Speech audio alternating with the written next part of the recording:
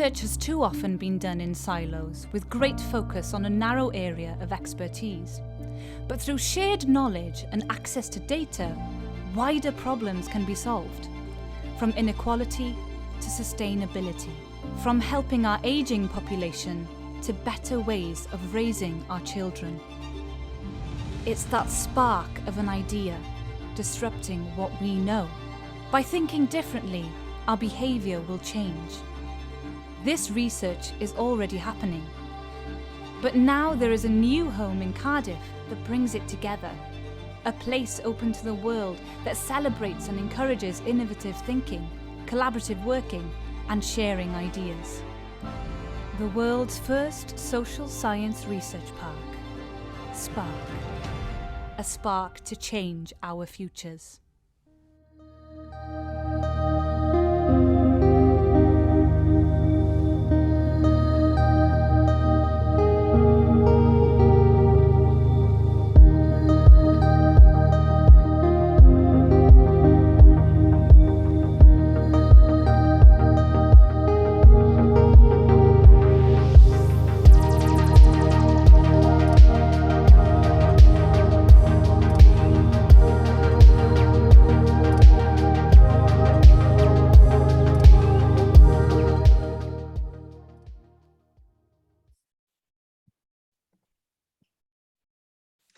So good morning, everyone.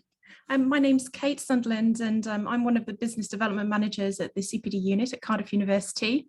It's really great to have you all joining us this morning, so thank you so much for attending.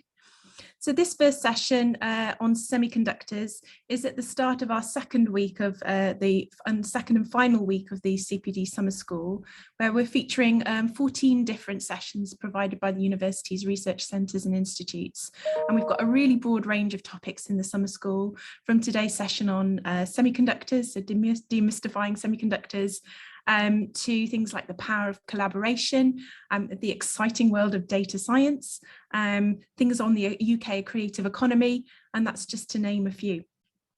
So just a little bit about Summer School before I introduce Chris, today's presenter. So the Summer School is something we started back in 2020, not long after the start of lockdown. And this idea came about because we tried to provide something useful to industry and third and public sectors at a time when face-to-face courses and conferences were being cancelled. And it's been so well received over the last few years that we've decided to run this annually and hopefully for many more years to come. So whilst we just wait for the final few people to arrive, I'll go through and just remind about some basic housekeeping. So just a quick reminder that this session is being recorded and will be made available on the CPD Unit's YouTube channel, along with all the sessions from this year's summer school and from previous years.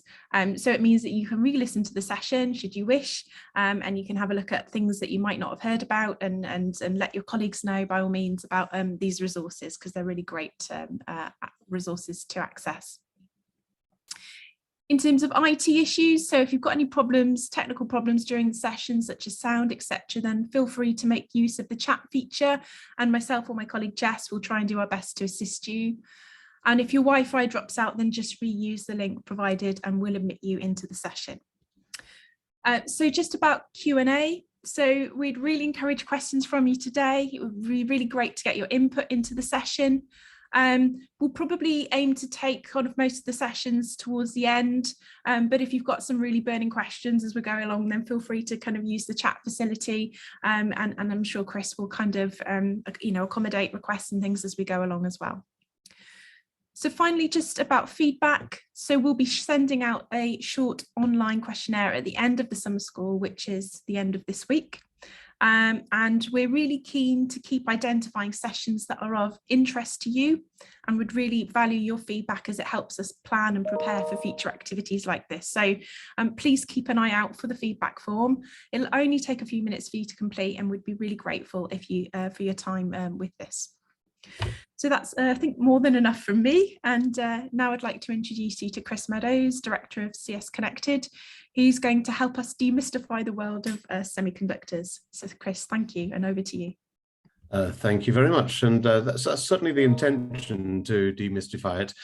If anyone is familiar with semiconductors already, then obviously it won't be so much of a mystery, but quite often I think that the whole world of semiconductors is seen as a bit of either a black art or a grey area from outside of the industry, and there's certainly some kind of uncertainty about where the UK and other nations fit into the supply chains, because it is very much global in nature. So thanks very much for the opportunity to be able to present today and to talk about the mysterious world of semiconductors.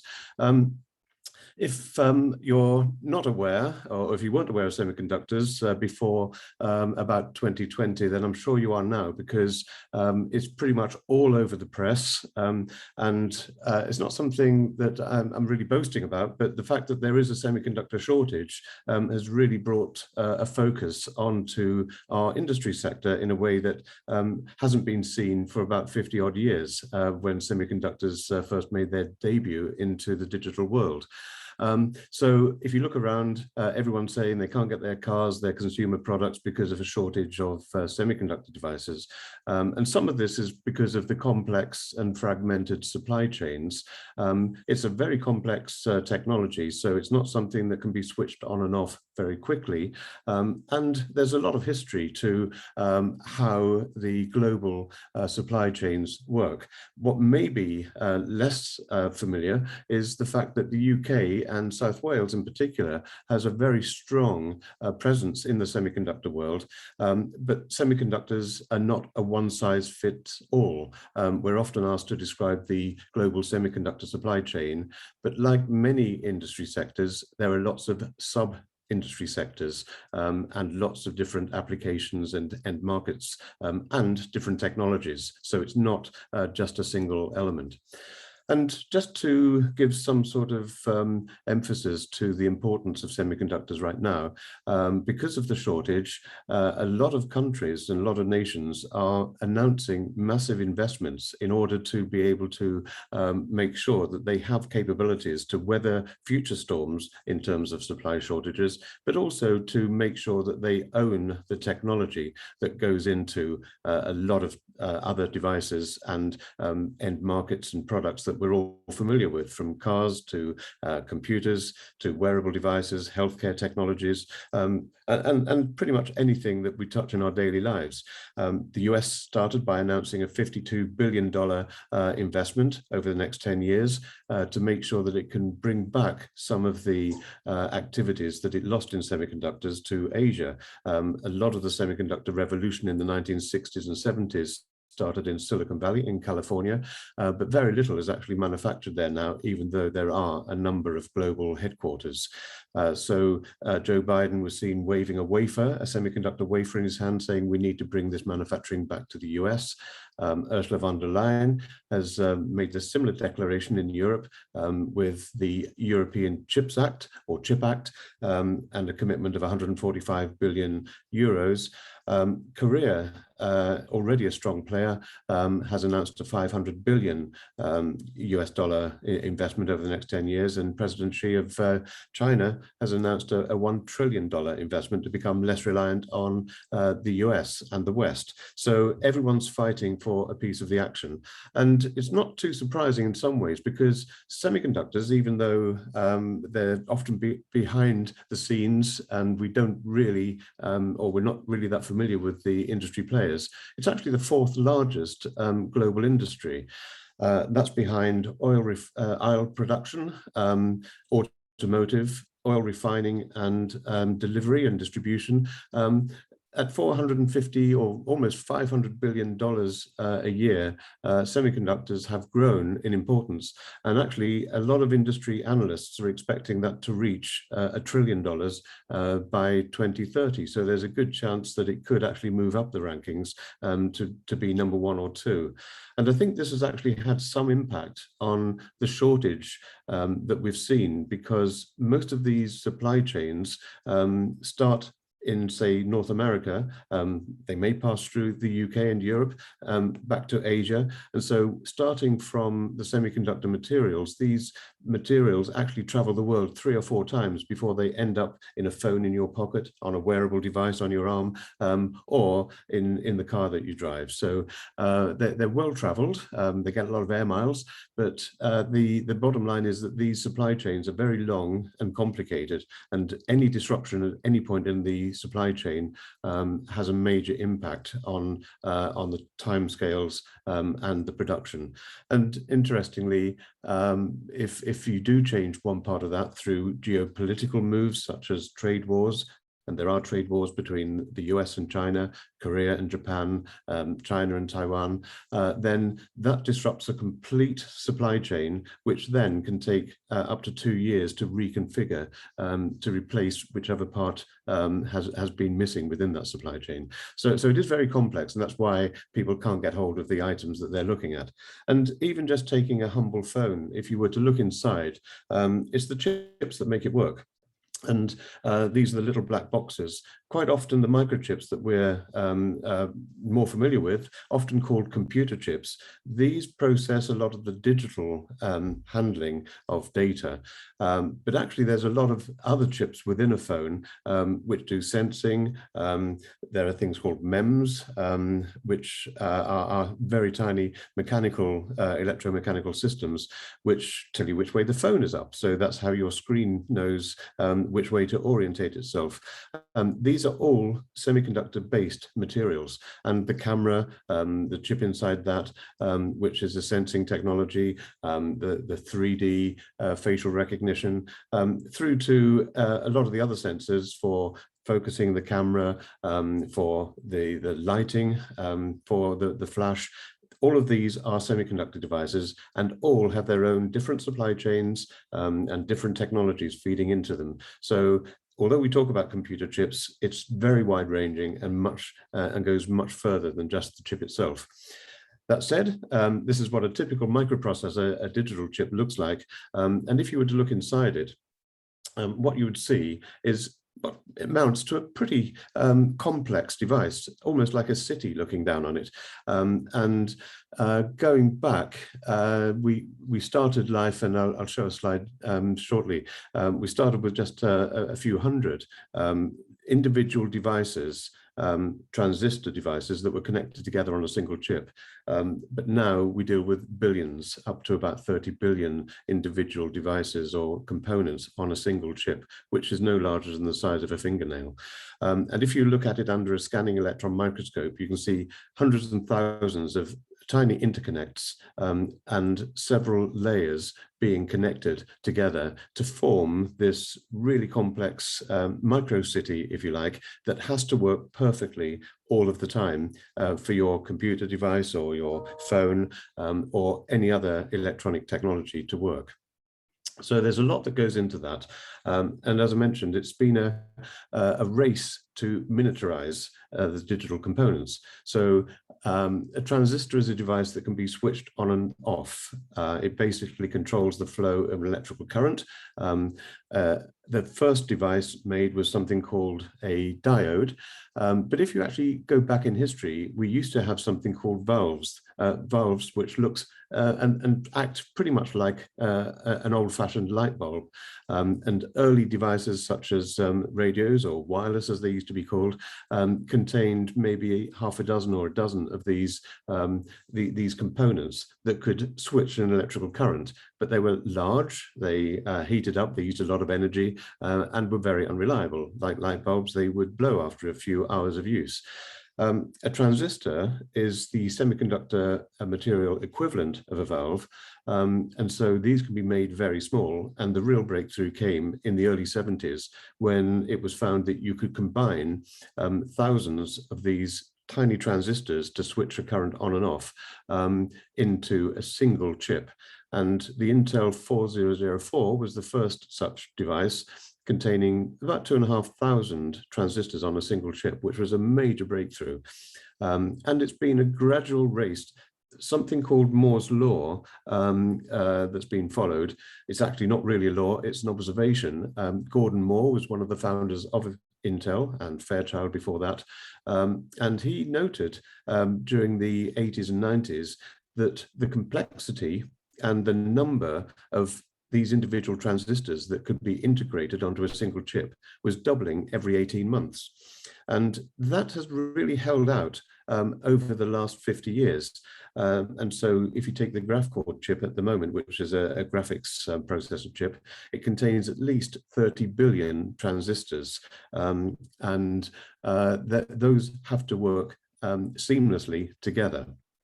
Memory chips contain a little less, but they're pretty much the same sort of technology, but on a slightly different branch of the semiconductor technology. So this really shows how the industry has progressed. And I must admit, I can't think of any other industry that can boast such progress over the last 50 years. And there is a comparison I've seen. You should never push an analogy too far, but back in the 1970s, around 71 or 2, it would cost, I think it was around about $1,000 to fly to the US and take 7 or 8 hours. Actually, the timing is a little less now. It probably takes to New York something like 5 or 6 hours, if you don't include 1 or 2 hours of circling over Heathrow or New York.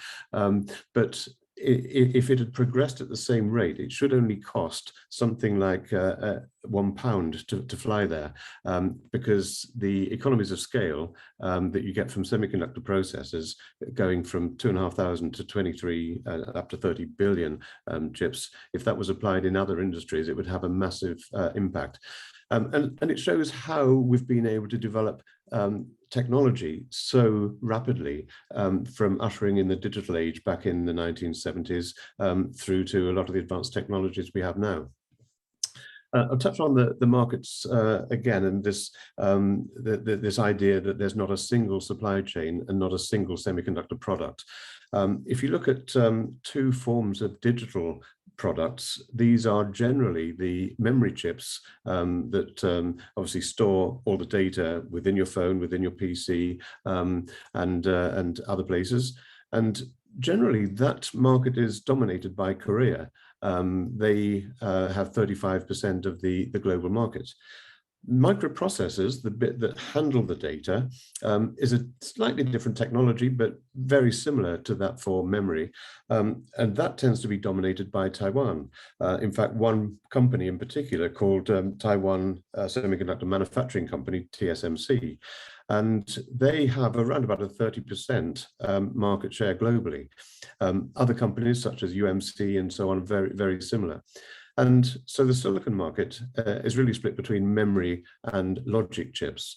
And this is for digital technologies.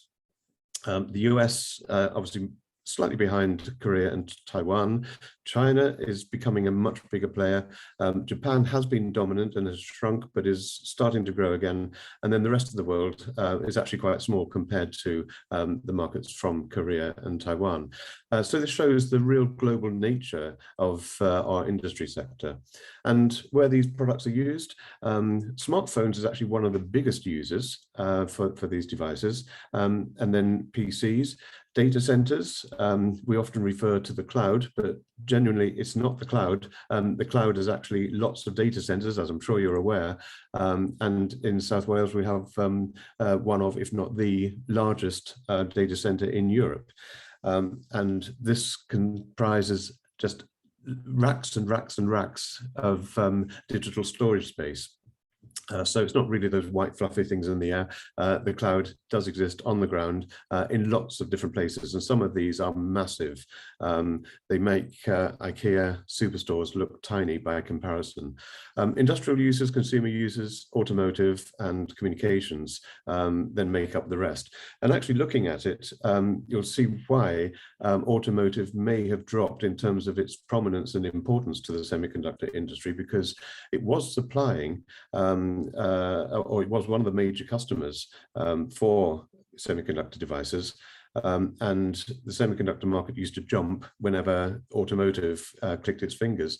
But I think it's become less important, and having changed all of the supply chains and reconfigured a lot of the supply chains, when automotive sector underestimated the impact of or overestimated the impact of the pandemic, and then went back to the semiconductor manufacturers. They'd already switched their production to satisfy smartphones and other consumer products that had seen a sudden peak in demand during the pandemic because everyone was on Zoom and Teams and so on.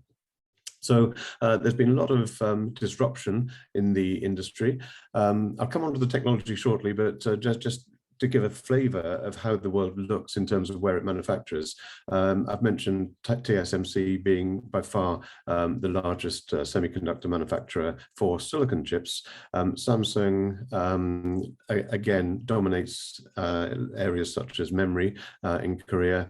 UMC, Global Foundries is a US company, but out of the United Arab Emirates. And then we start getting into the other Chinese and Taiwanese players, with Intel, which has recently taken or merged with Tower, based in the US. So you see the real dominance of Taiwan and South Korea.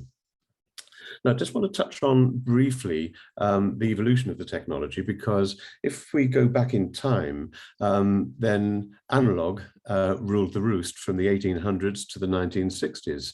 And in many ways, analog, and some historical commentators would argue that analog is actually more real, more realistic, because the world and humans happen to be analog. But a digital representation is a close approximation. And using digital chip technology, you can manipulate ones and zeros quite easily. So it may not be a perfect representation of the analog world, but it's close enough and has really ushered in some major changes in the way that we do things. And so over the last 50 years or so, we've seen huge increases in digital technology that really have changed the way that we do everything, from our working lives to our leisure time, and industrial interactions and so on. So it's really important. And although I've said to the 2010s, it's going to be with us for decades to come. But we're now moving into a slightly different world where we're seeing new materials and new technologies coming in, and quantum will play a role in that. And in some ways, and I'm being a little disingenuous, but quantum actually is a different way of representing our analog world, and in fact can do it in a way that's quite different to digital. So I think we can see through quantum computing, but also some other activities such as cybersecurity, something called quantum key distribution, through to atomic clocks that will be used for a whole range of activities, including positioning and autonomous drive and so on. Then we'll see a different representation of the world. But I think for a long time to come, we will see digital and possibly quantum working together. And we can't rule out analog, because a lot of the technologies that are used today, sensing, for example, sensing the world in which we live, as I said, it's an analog world, and the sensing technologies take that analog world and convert it into digital. So there are things like radio waves, dealing with radio waves, dealing with sensing, which is optical, and power management, which is important for electrical vehicles and sustainability. These are still analog applications. So we shouldn't lose sight of the fact that analog, digital, and quantum will work hand in hand. And that digital is just one way that's allowed us to represent the world over the last 50 years or so. And I'd like to think that one of the ways that we're moving forward is through the materials technology. I keep mentioning silicon, and silicon chips have been around now for the last 50 years, but it's managed to evolve through miniaturization by following Moore's law. And that miniaturization is getting harder and harder as we reach some of the atomic dimensions. And it means that we need to switch to slightly different material systems to be able to continue with Moore's law, but also to make use of some of the sensing and other applications that we need in semiconductors. So it reminded me that we've always referred to the importance of materials in human evolution. From the Stone Age and the Bronze Age, we talked about the tools that were important to our evolution. And in fact, you could argue that silicon and the technologies we have today are just tools that we're using in our everyday lives. So I'd like to think back that, or that we'll look back in 100 years' time or thousands of years' time on this being the semiconductor age, who knows, the silicon age, the compound semiconductor age. A little bit doesn't trip off the tongue too easily, but I think there's scope for that in the future to stress the importance of the technology. And I would say that it's not necessarily a modern thing or a new thing. The properties of semiconductors were known back in the 19th century. And some of the properties of being able to detect light and convert light from energy or to energy was discovered around about 1821 using lead and sulfur combinations. And there were other materials such as selenium that it was known could detect light and convert it into a current or something you could measure. You could measure the voltage of. So materials properties are not completely new. Harnessing and being able to manufacture and use them is something that we've really progressed on over the last 20 years or so, or 50 years or so. But if you look at even communications, we had Samuel Morse sending his first telegraph message back in 1844. And I think sometimes we don't celebrate these things enough. One of the first messages sent by Marconi, for example, was here in South Wales from Levenok Point out to, I think it was Steepholm, but it could have been Flatholm. Steepholm would make more sense. In the US, it was about 2 years behind Marconi that the first transmission was made. Sorry, it's 2 years before Marconi. The first transmission was made to a ship off the coast of Northern California in San Francisco from a place now named as Telegraph Hill. It's unfortunate that we don't celebrate in the same way by naming things like Telegraph Hill or Telegraph, I guess in Wales it could be Telegraph Dyke just down the road. But we tend not to celebrate these technologies. And I'm also reminded of how we don't really anticipate what could happen in the future. And if you watch TV now, you talk about autonomous cars, driverless vehicles. You'll often see commentators say, yeah, you won't get me in one of those things. But actually, when you look back in maybe 10 or 20 years' time, you'll realize that actually we just adopt these things very quickly. And I do like this quote that one day every town in America will have a telephone, which I guess you could argue is correct. But you know what was being thought of at that time. And the adoption of new technologies tends to take quite a long time. So although semiconductors have enabled things to move more quickly, what we've seen is this rapid adoption of new technologies. So going back to the telephone, it took 50 years for it to reach 50 million people. Electricity was 46 years, television 22 years, then you get down to ATMs that a lot of people thought wouldn't work, 18 years for it to reach 50 million people.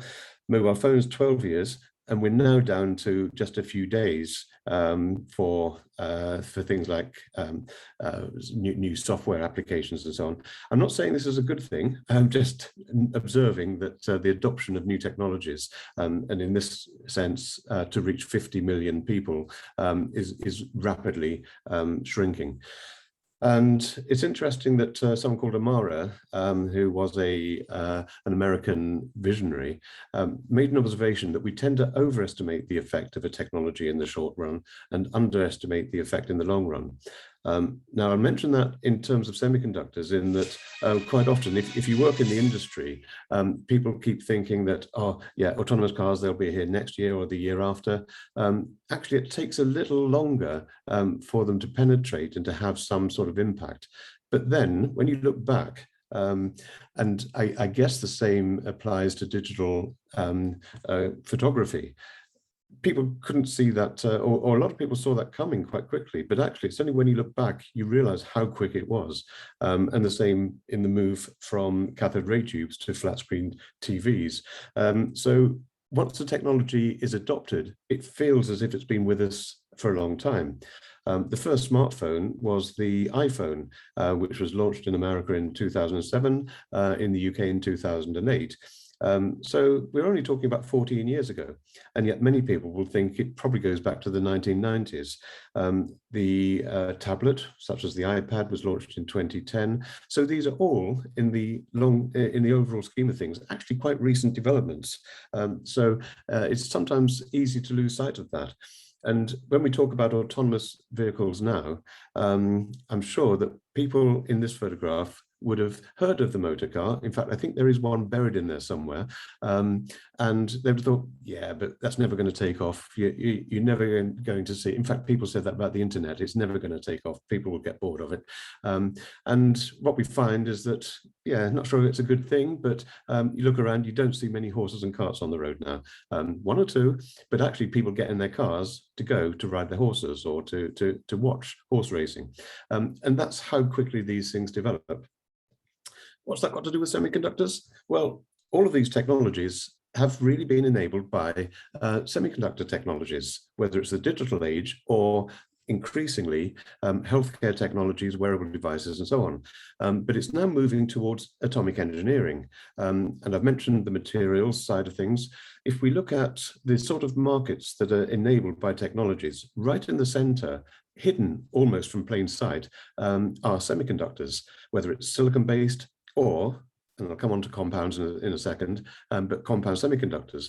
But I've already said that these supply chains are very complex and very long and fragmented.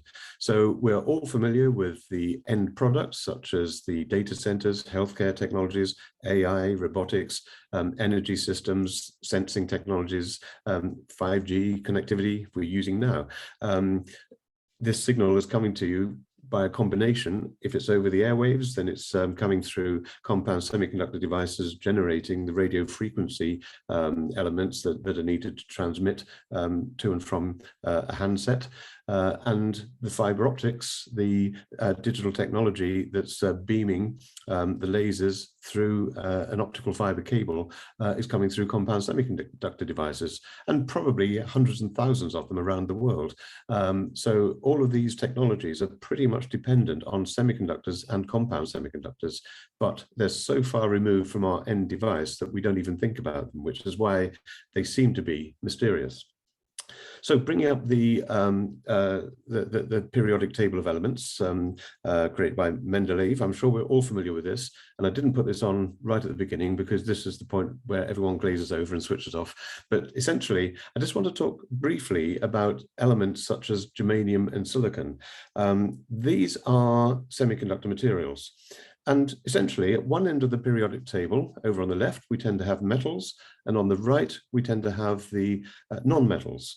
And so one side of the table conducts electricity quite well, the other side doesn't. In the middle of the table, and its group is traditionally called group 4, you have elements such as silicon and germanium. Germanium was the first material used to make a transistor device, but silicon is much cheaper and more common. These sometimes conduct, sometimes they don't conduct electricity. And that's why they can be very useful for digital technologies, because essentially you can switch them on or switch them off by controlling the way a current flows or doesn't flow. And so that property was discovered back in 1947 at what became Bell Labs. But essentially that was the first transistor, and it was pretty much ignored. No one really saw the relevance of it until we started to combine many transistors on a single chip. And silicon remains the most common of all the semiconductor materials. But what we have now, and Wales is a leading player in these technologies, are something called compound semiconductors.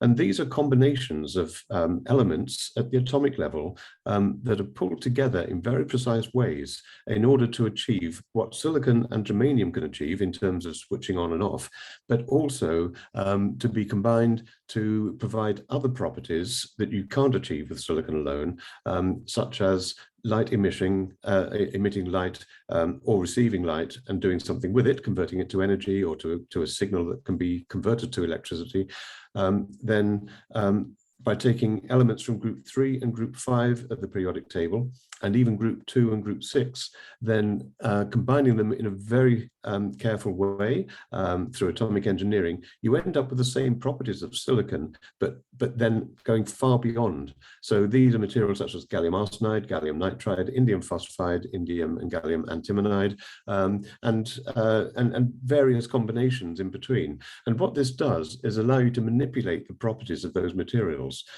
in order to sense light, switch on and off very, very quickly. For example, silicon is used in devices that switch at 3 gigahertz, which is 3,000 million times a second, which sounds pretty fast, but with indium phosphide, you can switch at 760 gigahertz. So these are not small incremental jumps. These are major, sort of more than 10 times or hundreds of times faster than silicon, which for new and emerging technologies, and when we go to 6G and beyond, will be absolutely necessary. And compound semiconductors are used for a lot of next generation materials. They're not generally in place of silicon, although they could do what silicon does. You wouldn't need to spend the higher costs to just replicate what silicon does. But these offer properties that go way over and above what can be achieved with silicon. And this includes things like power control, inverters that convert from a DC current to an alternating current, for example, to convert from battery to effectively higher power applications for motors and drives, and for energy efficiency to achieve net zero targets. I've already mentioned speed for connectivity. We want our data faster and faster, and no matter how fast it is, it's never fast enough. So we'll go to 5G and beyond using compound semiconductors. And then for receiving, converting, and using light for optical or photonic applications, then compound semiconductors really come into their own. There is a technology called silicon photonics, which essentially combines compound semiconductors and silicon so that you can have an optical device that then has the switching capabilities, the digital capabilities of silicon. What not many people know is that South Wales is home to the world's largest cluster of organisations, from universities through to manufacturing facilities in compound semiconductors. And that's been recognised by the likes of MIT, but generally around the semiconductor world. And as I said before, it's very much a global industry. But we do have world-class research in the form of Cardiff and Swansea universities, the Institute for Compound Semiconductors, which is based at Cardiff University, and at Swansea, the Centre for Integrative Semiconductor Manufacturing. We also have facilities such as the Compound Semiconductor Centre and also the CSA Compound Semiconductor Applications Catapult in Newport. And then we have companies such as IQE, Newport Wafer Fab, or Nexperia, Microchip, and equipment manufacturing with a global footprint in the form of KLA, based in Newport. So around along the M4 corridor generally, but we're hoping that we can expand with either direct investment from overseas or from startups within the region. So a lot of activity going on. And I'd like to stress again that the silicon industry is by far the largest globally.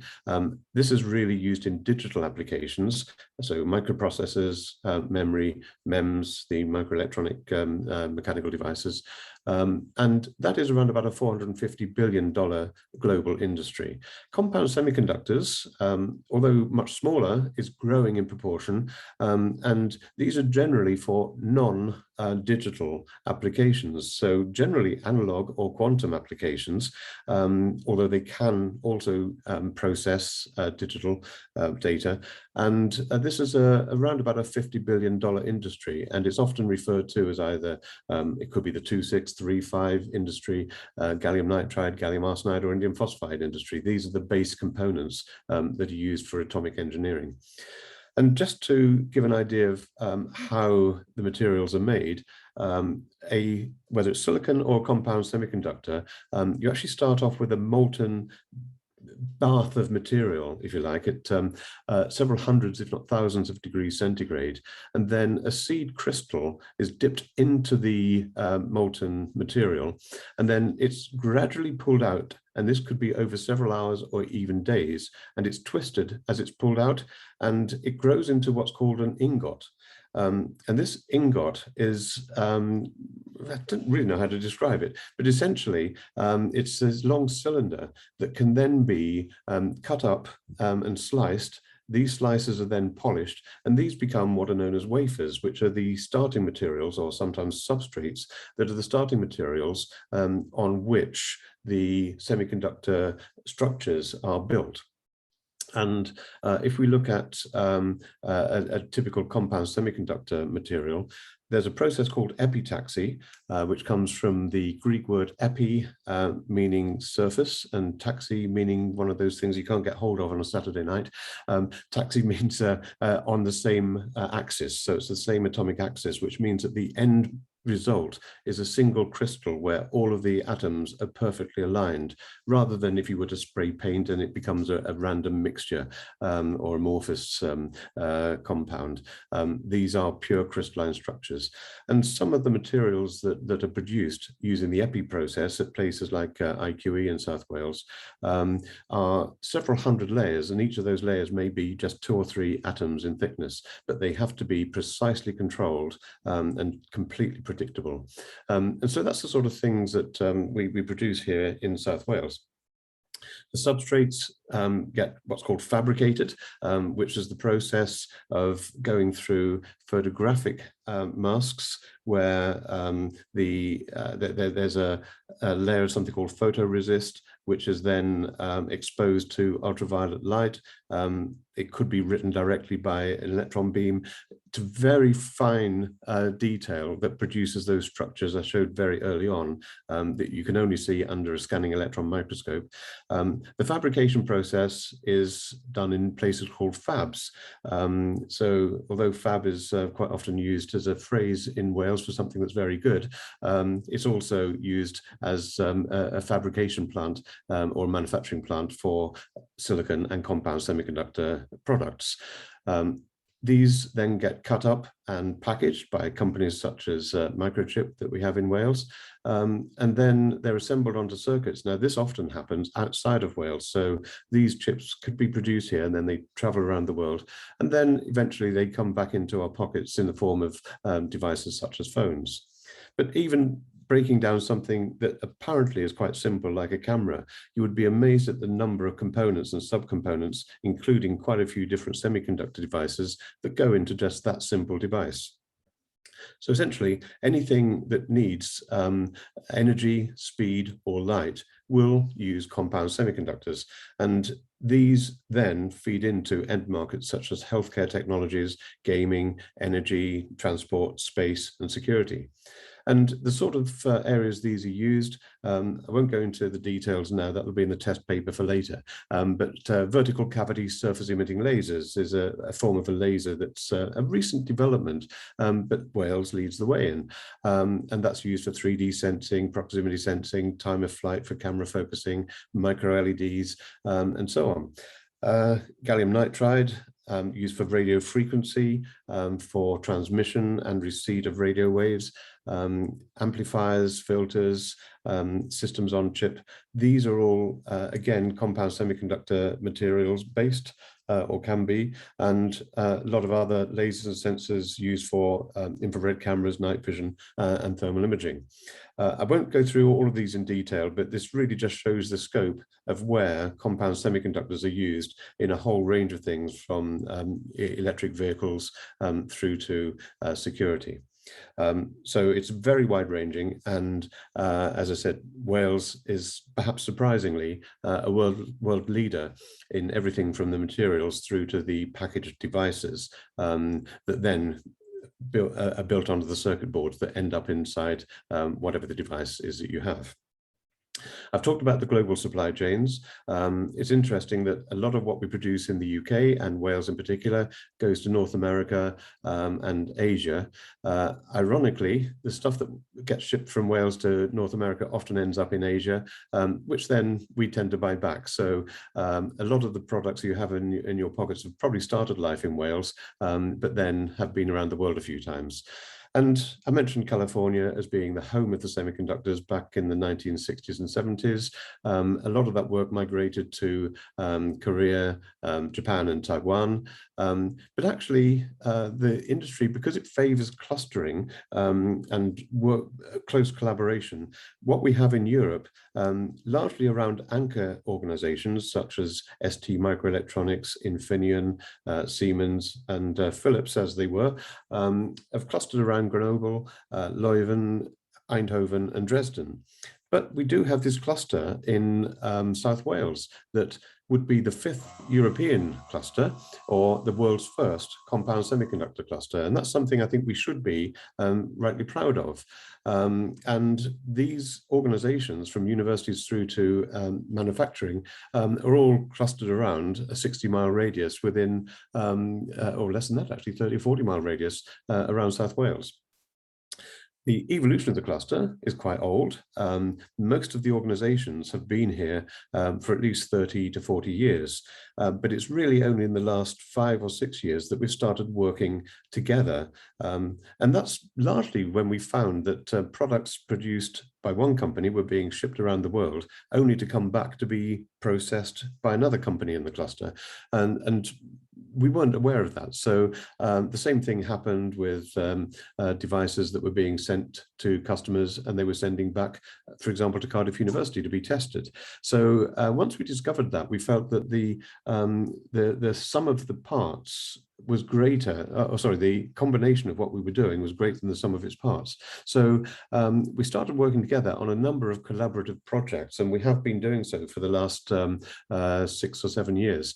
And that's given us a very strong position. And we believe that the private-public investment to date is around about $1 billion. So that is pretty impressive for quite a small area that no one's heard of. Nice thing is, when we travel around, most of the conferences are in either North America or Asia, and a lot of the delegates are from global locations, and many of them have heard of Wales because it's famous for compound semiconductors. So thank you very much for your time. I've been speaking non-stop, so if there were any questions, I'm sorry I didn't give you a chance to look in, but if there are any questions now, I'm happy to take those. Thank you. Thank you so much, Chris. That was a really fascinating presentation. You gave us a really comprehensive overview of semiconductors and compound semiconductors, and that was really great. Thank you. Thank you. So I can't see anyone having posted any questions in the chat, but feel free to do that. And whilst we give opportunity for that, there was a couple of things that I would like to ask you about, Chris. So obviously semiconductors and compound semiconductors is a growing kind of sector across the globe, and also particularly in South Wales with the CSconnected cluster. So what sort of skills do people need to move into the sector? And then also what sort of prospects are there for them to kind of career prospects to support their skills development, once they're in that sector, Chris? Thanks, Kate.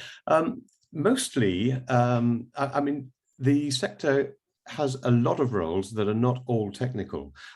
So like any other business or research establishment, there are admin, finance, HR functions. There's a whole range of areas that don't interact directly with the technology.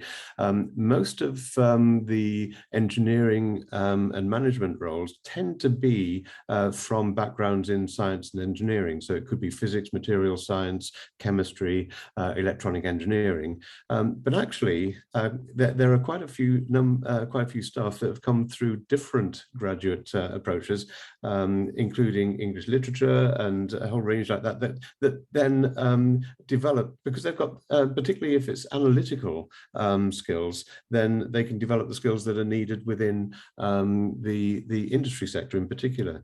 But over the last 3 or 4 years, we've focused on putting together modules from school leaver qualifications through BTEC qualifications and MSc master's degree qualifications and modules. One has been developed and implemented at Swansea University and 2 at Cardiff University. And we're lucky that Cardiff also is home to the Centre for Doctoral Training, which focuses on semiconductors and in particular with a sub-focus on compound semiconductors. And I think across the region, we actually have a lot of opportunities to undertake the relevant courses that would make candidates really attractive to not just the industry partners, but to further down the supply chain that are moving in, and also within the research and the prototyping facilities, all heavily recruiting and actually all seeing very high demands. And although it's not always a good thing from an industrial point of view, one advantage of a cluster is that if people are moving into the region to develop a career and to look for jobs, then they're not just restricted to one organization. There are, a couple of dozen organizations that are using those same skills.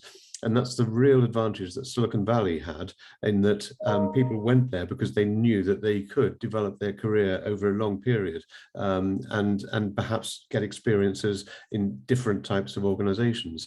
And that's one of the things, although we don't necessarily from an industrial point of view, you don't want to encourage job hopping. It does allow to gain a wider perspective on how the industry works. And I think that's a real advantage of clustering. And that's one of the reasons that the semiconductor industry, because of the need for the high skills levels, has formed in clusters whenever it's started out in California, same in Asia, and as you saw earlier in Europe. So I think we have a good basis for it, but the number of jobs is expected to grow very rapidly over the next 3 or 4 years. So recruitment will become a key element. And so the opportunities will grow with that. And I also understand, Chris, that within the sector, I think sort of average salaries and things are quite significantly higher than sort of the local sort of economy in South Wales. Is that correct? Yeah. There's actually a report on the CSconnected.com website that can be downloaded, which is an annual report which analyses the impact of the industry sector on employment and on the value added to the region. And that can be downloaded, as I say, from CSconnected.com. But the average salaries tend to be much higher than the average for manufacturing as a whole. And in many ways, that reflects the high qualifications, a lot of graduate employment and a lot of postdoctoral employment within the sector as well. And sorry, I forgot to mention, of course, CPD as part of the offering. Kate is working on some CPD activities for either people that may be transferring into the industry from other industry sectors, or to upskill existing employees within the region. Yeah, that's right. So we're kind of working on a program of CPD opportunities, as Chris mentioned, at the moment, to help kind of people, I say, upskill within the sector, but also kind of maybe reskill from related sectors like engineering and fields that perhaps might have been made, people perhaps might have been made redundant through the pandemic or things like that, that there's opportunities for them to transition into the sector. So that's really, really great as well. So really, I think the message there, Chris, is that kind of there's opportunities for everyone, from people school level through to kind of people who've done sort of MScs and PhDs, and there's opportunities for career prospects and growth within the sector and within the cluster in South Wales. So yeah, no, that sounds great. Excellent, thank you. Just a final question actually for me. So I also wanted to I think you touched on it in the presentation, but I think it's particularly interesting to kind of think about how semiconductors and compound semiconductors are contributing to society and some of the real pressing challenges of today, like things like climate change and AI and stuff like that. And I just wondered if you could sort of elaborate a little bit more on that, Chris. Yeah, absolutely. In terms of things like healthcare technologies to address an aging population, it all puts extra pressures onto various health services around the world. And diagnostic tools, such as those being developed within the cluster region, are likely over the next 10 to 20 years to become commonplace. So wearable devices, such as what we have at the moment, are quite limited in what they can do. In future, we'll be able to use optical sensing using compound semiconductors to identify everything from cancer markers through to glucose levels for diabetes control. And actually, in another project within the region, there's a development of something called microneedles, which is a patch that you can wear for insulin injection. And so you can automatically monitor things like glucose levels and then adjust the insulin throughout a 24-hour cycle. But the key there as well is in there's something called white coat syndrome. When you go to the doctor, your blood pressure is high because you're at the doctor's surgery. If that can be measured and monitored 24 hours a day, 7 days a week, then it can then monitor exceptions, so when things are particularly out of control, and that data could be aggregated, and then it could send alerts, which means that early action could be taken for preventative measures rather than for surgery and remedial measures. So I would like to hope that over the next 20 or 30 years, we'll see this shift from remediation to prevention, which will really help with an aging society and with the pressures on health services. When it comes to sustainability, inverters that I mentioned from earlier, these are absolutely necessary in electric vehicles. It's the way you're going to get your mileage up, because battery anxiety is a big problem with electric vehicles right now. And by using smaller, lighter semiconductor products that are much more efficient at converting energy, that's one way that we'll be getting range increases in electric vehicles, but also getting the weight of the vehicles down at the same time. But inverters are also important components in converting energy from solar systems, even wind farms and tidal energy producers. And so making them even lighter is something that's critical. And I don't want to advertise Amazon, but I noticed recently that if you look at look for power supplies to convert to USB outputs, you can actually search for GaN, G-A-N, which is gallium nitride. It's being sold as a marketing tool because they are much more efficient at converting energy. If you plug in something to charge, you'll notice the charger often gets hot. If you use a gallium nitride charger, they're more expensive at the moment because compound semiconductors are, but with volume, price will come down. But if you use a gallium nitride charger, you'll find you can leave it on all day and it just won't get warm at all. And the importance there is not, you may want that during the winter, but actually it's a waste of energy. It's a very inefficient way of producing energy. And so from net zero targets, materials, compound semiconductor materials are essential, healthcare technologies, robotics, AI, you name it, all these things that will lead to societal changes, hopefully for the better, will come because of compound semiconductors. That's really great, really exciting, isn't it? You know, and great to think about all the future opportunities there. So I think great opportunities, yeah. Thank you so much, Chris. Well, we haven't got any other further questions, so I'm going to draw that to a close today. Thank you all for joining and listening. And as I say, this will be available on our YouTube channel. And all I'd like to say is thank you very much, Chris, and we'll sign off. You're welcome. Thank you. Bye-bye. Thanks very much. Bye-bye.